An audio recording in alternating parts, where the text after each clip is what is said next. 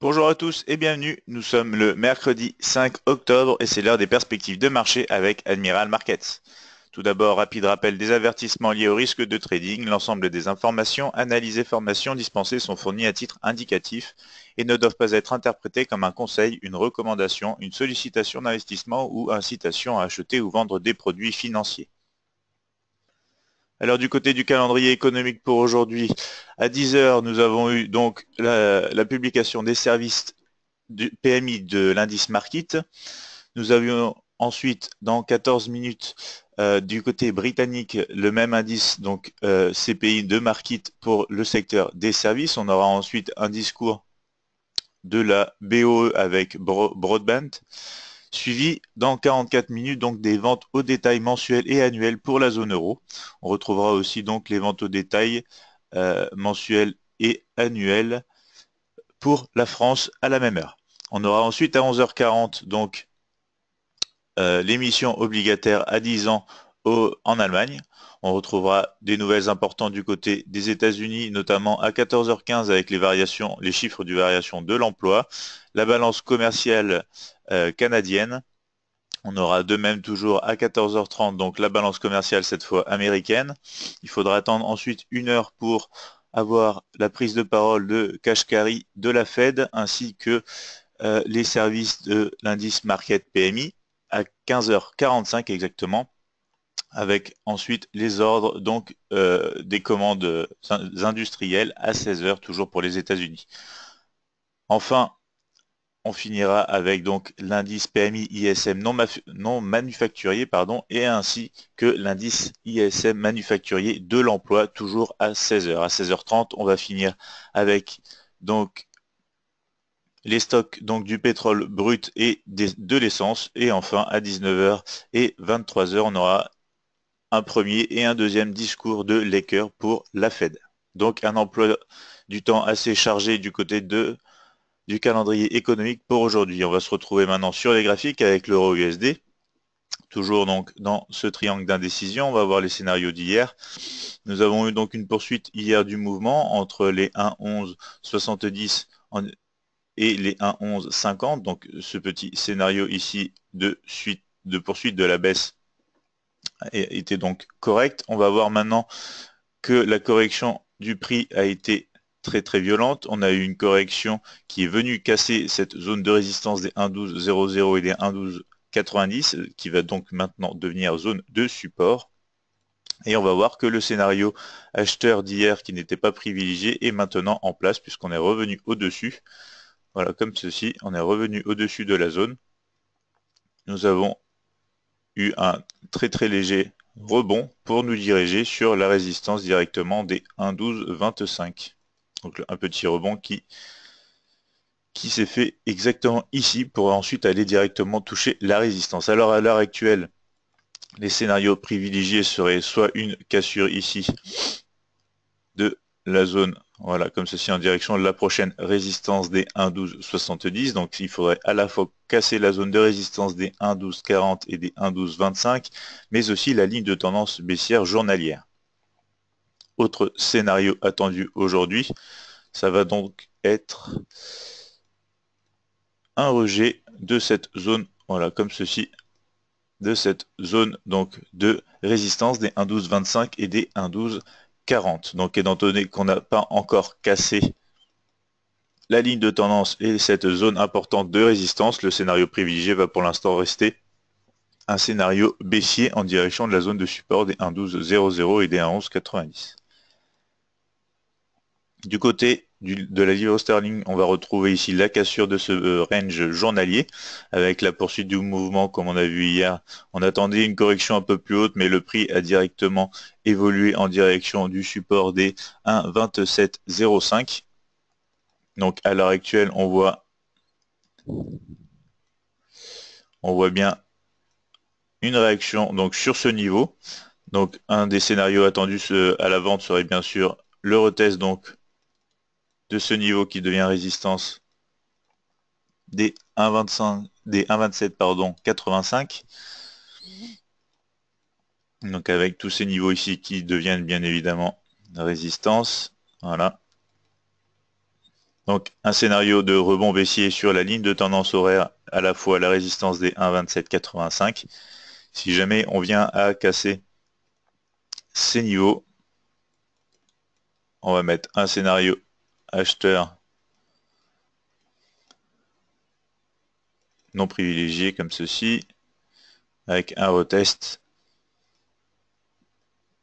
avant de pouvoir aller chercher les 1,2831 à court terme et d'avoir un potentiel rebond baissier en poursuite du mouvement, puisque je le rappelle, on a quand même cassé le bas du range journalier, donc c'est un signal assez intéressant pour continuer à la vente. Donc pour l'USD CHF maintenant, on va voir qu'on tape sur cette ligne de tendance horaire toujours en évolution dans un range journalier. On va avoir donc ici le mouvement d'hier que nous avions attendu avec un rebond sur les 0,9665 a été directement touché et s'arrêter à la prochaine résistance, donc avec les 0,9810. À l'heure actuelle, on est en rebond, enfin on est en retest du moins, donc de la ligne de tendance journalière cassée et de ce support, donc des 0,9765. Donc le scénario attendu serait un retour sur la résistance des 0,9810 après un rebond intéressant ici, un rebond haussier, donc dans cette zone.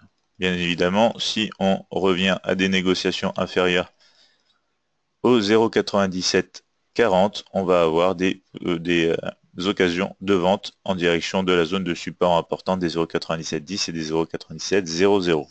Du côté de l'USD-GPY, on continue la cassure de ce canal baissier journalier. On va donc voir comme ceci hier la poursuite du mouvement attendu sur la résistance des 102,60, résistance qui va maintenant devenir support puisqu'on la franchise. Donc le scénario haussier hier a bien été validé. On va encore attendre le même type de signaux ici, toujours à la hausse pour aller chercher les prochains niveaux qui vont être ici situés donc au 103,25 pour la prochaine résistance. Étant donné l'évolution du prix, bien évidemment, si on a, comme ceci, si on a une correction inférieure au 102,60 à court terme, on pourrait aller chercher des positions vendeuses un peu plus risquées en direction des 102,00. Donc scénario tout de même privilégié, scénario haussier, après un rebond ici sur donc le support des 102,60. Voilà, comme ceci. On va maintenant se retrouver sur l'or avec une très très belle cassure et très très nette, notamment donc sur le graphique journalier. On a cassé à la fois la ligne de tendance haussière et à la fois le bas donc du canal baissier journalier. On va voir maintenant qu'on se trouve dans des négociations après la cassure de vraiment plusieurs supports qui vont tous maintenant donc devenir résistance. Donc on négocie vraiment à des niveaux inférieurs à l'heure actuelle. On est sur les 1272,79. On a donc le support ici des 1287,72, des 1278 qui vont jouer maintenant le rôle de résistance. Donc avec un scénario donc attendu comme ceci avec des rebonds potentiels à la fois donc attendu sur les 1278 mais aussi très probable étant donné l'action du prix qu'on ait quand même une correction plus importante qui pourrait être de ce type, c'est-à-dire franchir quand même la première résistance, aller chercher la deuxième résistance ainsi donc que le bas du canal baissier qui a été donc cassé. Donc on pourrait très bien avoir ce type de scénario. Il faudra attendre soit dans la zone de résistance des 1278, soit des 1287, un rebond favorable baissier pour aller retrouver la zone une fois de plus des 1267,82, 1264,60. Pour avoir vraiment un changement de scénario et retrouver un ton haussier, il faudrait revenir ici. Voilà, casser, réintégrer donc le canal baissier et casser la résistance des comme ceci, des 1297,36 pour aller chercher la zone de résistance la plus proche avec les 1305 et les 1310,60. Donc voici pour l'or. Du côté du Brent, on va retrouver la belle cassure de ce triangle d'indécision, une cassure haussière. Donc en graphique horaire, on va voir que le scénario haussier d'hier a bien été validé avec donc cette ligne de tendance haussière qui a permis de soutenir l'action du prix avec donc comme ceci, on avait mis un rebond favorable sur un rebond haussier donc sur les 50.00. Donc on a eu ce fameux rebond, la poursuite du mouvement jusqu'à la résistance des 51.0 comme on avait comme il était attendu. Donc maintenant, on va attendre le même type de scénario haussier, à la fois sur cette ligne de tendance, sur le niveau des 51 pour se rendre sur les 51,59 et 52,20. Bien évidemment, dans le cas d'une cassure ici, de cette ligne de tendance et de négociation sous les 51.00, on va avoir des trades vendeurs très court terme en direction des 50.00 car il faut quand même rappeler que la tendance reste haussière, ce serait juste un mouvement de correction, donc un trading un peu plus rythmé, un peu plus dangereux en direction donc du support des 50.00 en attendant de pouvoir retrouver un rebond favorable à la hausse. Donc scénario quand même privilégié, une poursuite du mouvement en direction donc des résistances 51,59 et 52,20. Du côté du DAX, on va voir qu'on est toujours dans ce canal baissier journalier. On va avoir ici donc la cassure comme on avait observé hier, la cassure de cette petite ligne de tendance horaire, notamment la cassure donc de cette zone ici avec les 10 520, 10 546 qui sont maintenant une zone de support. Le scénario hier attendu, hop, voilà, comme ceci. Le scénario donc privilégié hier était un scénario haussier.